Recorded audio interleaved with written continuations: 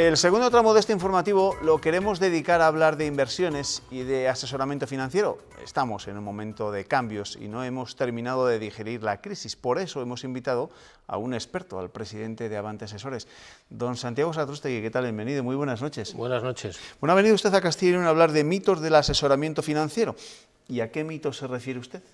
Bueno, lo que he planteado esta tarde en la conferencia eran dos tipos de mito. Hay un mito que es las cosas que nos creemos que son verdad y no son verdad, relativas a las finanzas, que hay muchas, y luego el propio asesoramiento financiero también es algo que está mitificado, porque yo creo que realmente el asesoramiento financiero es otra cosa distinta a lo que entendemos y nos ofrecen y nos encontramos en las entidades financieras. Pero esos mitos los hemos tenido que desmitificar a base de golpes durante la crisis. Bueno, yo creo que la crisis ha desmitificado cosas, pero como decía Bertrand Russell, el miedo es un gran generador de mitos. Entonces probablemente lo que ha ocurrido es que hemos sustituido unos mitos por otros y probablemente lo que hay que tratar de deshacer es mitos reconvertidos en estos últimos 10 años. Y sobre todo, ¿qué mitos? ¿O qué mitos eran los más peligrosos o arriesgados, llamémoslo así? Bueno, hay el primer mito, que yo creo que es la base de todos los mitos, es pensar que la economía es una ciencia. Yo creo que los expertos financieros en general nos dejamos atribuir una capacidad de tener una bola de cristal y ser capaces de predecir el futuro, que luego en la realidad pues no es tal, y entonces yo creo que el primer mito, lo primero que tenemos que desmontar es que tampoco las certezas, ni siquiera de los expertos, son tan claras. Que son como los periodistas, expertos en predecir también el pasado. Habla usted de otro de los mitos, que es el de que los inmuebles nunca pierden valor. Y claro, se lo pregunto porque después de la crisis que se vivió en el sector de la construcción y en el sector inmobiliario, ahora parece que la gente vuelve a apostar claramente por el ladrillo, por invertir en comprarse un piso que lo entiende que es el valor más seguro. Bueno, yo creo que una de las grandes ventajas evolutivas que tiene el ser humano es el olvido. Probablemente si viviéramos siempre acordándonos de todo, pues sería un desastre, ¿no? Entonces, efectivamente, la crisis del 2008, que ahora conmemoramos hace 10 años prácticamente de que pasó todo, en una parte muy importante se produjo por la burbuja que se había generado en los inmuebles. Bueno, yo creo que ahora empezamos a entrar otra vez en esta fase de que ya nos hemos olvidado que los inmuebles pueden caer, aunque yo realmente, desde el punto de vista del momento en el que puede estar ahora mismo el valor relativo de los inmuebles, creo que todavía es muy pronto. O sea, yo creo que no veo ni creo que se pueda hablar de burbuja equivalente a la que vivimos en el 2006 o 2007, pero lo que en todo caso hay que recordar a todos los inversores es que los inmuebles también oscilan y a veces suben y a veces bajan. ¿Nos puede volver a pasar o se han puesto los mecanismos necesarios para que no vuelva a pasar? Bueno, yo llevo unos meses, semanas, tratando de explicar a mis hijos por qué no va a haber de momento una crisis financiera tan grande como la que ha habido. Básicamente porque en el colegio se lo cuentan, ¿no? Alguien debe tener una información muy buena y les explica a los niños que estamos a punto de que vuelva a suceder otra crisis, ¿no? Entonces, probablemente ese es otro de los mitos, ¿no? Que una vez que han pasado cosas les damos una probabilidad muy alta, aunque sean cosas que deberían pasar cada mucho tiempo. La razón por la que yo no veo una crisis inminente, que eso no quiere decir que los mercados no puedan tener una corrección, incluso eso pueda ser hasta saludable, es que para una crisis tan grande como la que hemos tenido necesitamos un nivel de burbuja, de sobrevaloración de todo, equivalente. Y eso no se ha producido todavía, los mercados y el precio de los activos no ha recuperado para nada los niveles en los que estábamos, y el nivel de endeudamiento, de apalancamiento que llamamos, es muchísimo menor. Entonces yo creo que el mundo está pasando por otros problemas, pero no estamos ahora mismo a las puertas de una crisis. Lo que pasa es que como hemos tenido una muy recientemente, el decir que va a venir otra pues queda bastante bien. Bueno, no sé si utilizará con sus hijos precisamente la estrategia que utiliza y que le he escuchado usted en una conferencia con algunos de sus clientes, ¿no? Donde dice que asesorar es gestionar las emociones de las personas.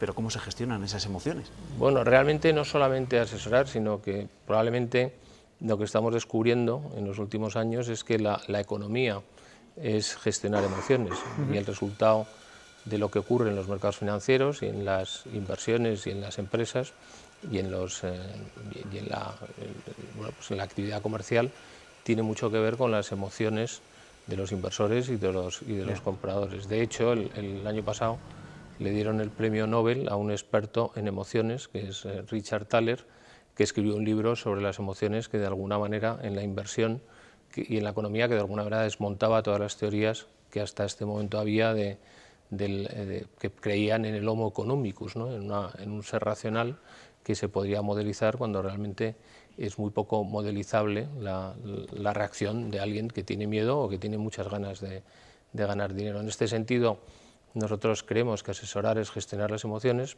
porque pensamos que el ser humano está muy mal equipado para enfrentarse al mundo que vivimos y sobre todo al mundo de la inversión. Cuando en África, un antepasado nuestro, hace 25.000 años, se ponía a analizar si un león tenía hambre o no tenía hambre, acababa siendo comido por algún león. Entonces nosotros somos descendientes de los antepasados que panicaron antes, con lo cual la reacción natural que tenemos ante un susto es salir huyendo y luego reflexionar. Y yo creo que eso, que en la selva está muy bien cuando la amenaza es un león, que puede estar o no hambriento, no está tan bien cuando lo que estamos es predeciendo cosas que luego muchas veces no pasan, ¿no? Y nos dejan fuera del mercado durante mucho tiempo. Y en estos tiempos en los que ustedes han venido a señalar que no hemos todavía terminado de digerir la crisis, que hablamos día sí día también de nuevas crisis venideras, ¿cómo son las emociones de esos nuevos inversores? ¿Son más temerosos, son más arriesgados, más atrevidos? Bueno, yo creo que ahora mismo estamos en un momento en el mundo donde el nivel de miedo, el nivel de prudencia sigue siendo muy alto. O sea, los rescoldos de la crisis están ahí y con tipos prácticamente negativos pues hay pocas ganas de invertir. O sea, todavía la tendencia a tomar riesgo en general es muy baja, que es la razón por la cual los tipos de interés están bajos y en la preferencia de los inversores, a pesar de que los tipos están a cero o negativo, sigue siendo tener el dinero en depósitos, ¿no? Pero eso parece que se va a acabar, ¿no? De hecho, ayer leíamos una información en la que el Banco de Holanda venía a señalar que creo que va a ser en enero del año que viene, ya se iba a reunir el Banco Central para comenzar a estudiar la posible subida de tipos también en Europa, ¿no? Como ha venido ocurriendo en Estados Unidos. Sí, yo creo que en la medida que parece que la actividad ha vuelto y que el Banco Central Europeo lleva avisando desde hace tiempo que va a parar los estímulos, lo que debería pasar es que los tipos fueran normalizándose poco a poco, porque ya estaríamos de alguna manera poniendo en valor o anticipando que la crisis, que ese miedo tan general, pues se ha ido rebajando. Pero bueno, yo creo que eso va a pasar, que será bueno que pase, pues será una señal de normalización, pero tampoco va a pasar muy deprisa. Ya. Bueno, le quiero preguntar por uno de los productos estrellas que podemos leer en cuanto abrimos la página web de Avante Asesores y que está de plena actualidad, ¿no? Evidentemente, todas las semanas oímos hablar de manifestaciones de pensionistas, del Pacto de Toledo, de acuerdos para subir las pensiones en función del IPC. Los planes de pensiones, tal y como está el escenario, tal y como se augura el futuro para el sistema público de pensiones, ¿qué futuro les espera precisamente a esos planes? ¿Hacia dónde cree que deben evolucionar? Bueno, yo creo que este tema es un tema tremendamente complejo y hay que hacer probablemente mucha pedagogía y yo creo que está bastante ideologizado, con lo cual es complejo. Ya decir algo automáticamente te encasilla en una posición política. Yo creo que lo que ocurre es que la seguridad social, el sistema de previsión que nosotros tenemos público, tiene pues un recorrido complicado. Básicamente, el secretario de Estado de Seguridad Social dijo la semana pasada que para 10 años. Básicamente ahí el problema es que la pirámide de población, sabemos cuál es, cada vez hay menos gente trabajando, hay más gente jubilada o jubilándose y luego la gente que se jubila vive más años porque la esperanza de vida ha aumentado. ¿Esto quiere decir que se van a acabar las pensiones? No, yo creo que siempre va a seguir habiendo pensiones y si las pensiones hoy son pues el 12% del PIB, pues a lo mejor con mucho esfuerzo pues podrán ser el 13 o el 14 y eso habrá que repartirlo, esa cifra, entre todas las personas que estén jubiladas. Entonces, ¿qué debería ocurrir? Bueno, pues que la pensión mínima siempre se mantendrá porque hay que hacer un esfuerzo por proteger a aquellas personas que el sistema tiene que defender y que tienen que tener un nivel de vida adecuado y lo lógico es que la presión máxima vaya convergiendo a la mínima. Entonces, ¿qué ocurre? Pues que hay mucha gente, afortunadamente, que ha tenido recorridos profesionales bueno, pues más o menos exitosos, ha puesto mucho esfuerzo y ha vivido a lo largo de su vida con un sueldo por encima de la pensión mínima, ¿no? por encima del nivel de gasto que te permite la pensión mínima. Y esa gente, lógicamente, aspira a mantener el nivel de vida después de que se jubile, no pasar de una situación a una caída. Entonces, yo creo que todas esas personas, que son varios millones de personas, afortunadamente en España, requieren tener lo que se llama un plan de previsión privado. Es decir, que más allá de lo que les pueda facilitar la seguridad social en ese momento, deberán tener su propio sistema.